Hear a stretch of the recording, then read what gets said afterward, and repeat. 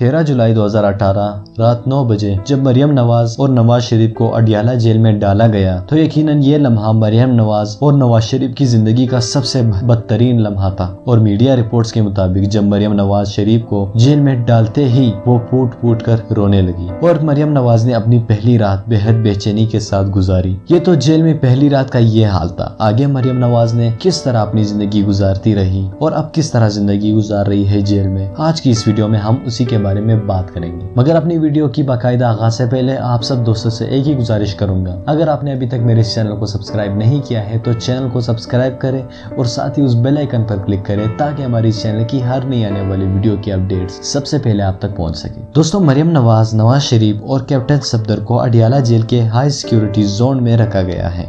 इन तीनों कैदियों को एक ही सेक्शन में रखा गया है जहां ये तीनों एक दूसरे से मिल सकते हैं। ख्वातीन और हजरात, यहाँ आपको बताते चले कि इन तीनों कैदियों यानी नवाज शरीफ, मरियम नवाज और कैप्टन सफदर में से कैप्टन सफदर और नवाज शरीफ तो अरकान पार्लियामेंट है, तो आईन पाकिस्तान के मुताबिक उन्हें बी क्लास कैटेगरी की सहूलियत मुयस्सर है, लेकिन मरियम नवाज तो अरकान पार्लियामेंट नहीं है। सहाफियों के ज़ुबानी के मुताबिक इन्हें बी क्लास कैटेगरी में नहीं रखा गया था। लिहाजा फिर उसके बाद मरियम नवाज ने 6 लाख सालाना टैक्स का सबूत पेश किया और फिर इन्हें बी क्लास कैटेगरी में शिफ्ट किया गया।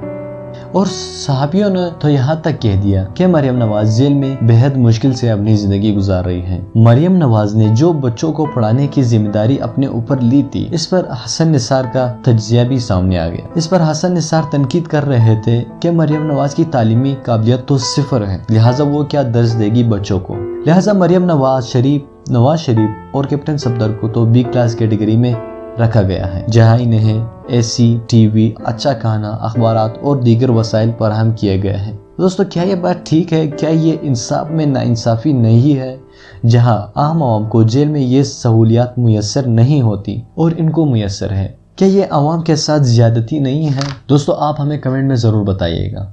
और साथ ही अगर आप दोस्तों ने अभी तक हमारे चैनल को सब्सक्राइब नहीं किया है तो चैनल को सब्सक्राइब करें और साथ ही बने उस बेल आइकन पर क्लिक करें ताकि हमारी इस चैनल की हर नई आने वाली वीडियो की अपडेट सबसे पहले आप तक पहुंच सके। मैं मिलता हूं आपसे अगली वीडियो में, तब तक के लिए मुझे इजाज़त दीजिए। अपने और अपने फैमिली का ख्याल रखिएगा। मैं मिलता हूं आपसे अगली वीडियो में। अल्लाह हाफिज़।